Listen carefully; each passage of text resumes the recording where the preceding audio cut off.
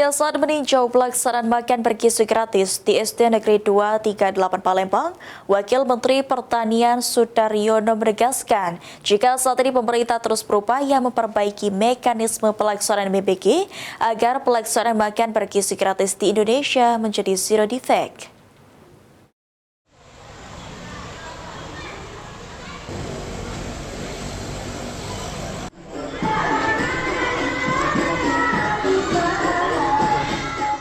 Hal ini diungkapkan oleh Wakil Menteri Pertanian Republik Indonesia Sudaryono seusai meninjau pelaksanaan makan bergizi gratis di SD Negeri 238 Palembang pada Rabu 29 Oktober 2025. Menurutnya, tinjauan ini menjadi bagian dari rangkaian evaluasi program MBG dalam peningkatan kualitas gizi anak usia sekolah dasar yang diharuskan zero defect.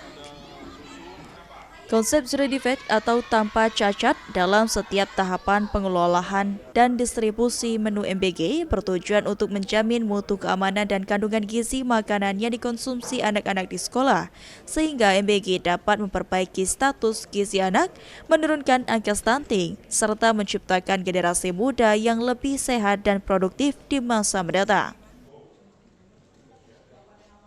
Tentu saja pemerintah akan senantiasa memperbaiki mekanisme, memperbaiki mutunya, memperbaiki pengawasannya, memastikan bahwa makanan yang dibawa itu satu aman, yang kedua harus bergizi.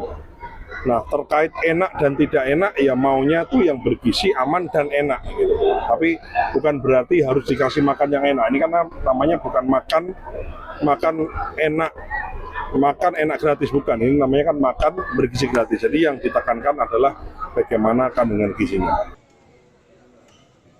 Menteri Pertanian Republik Indonesia Sudaryono menekankan secara nasional program makan bergizi gratis telah meninjau sekitar 37 juta penerima manfaat dari total target 82 juta anak di seluruh Indonesia.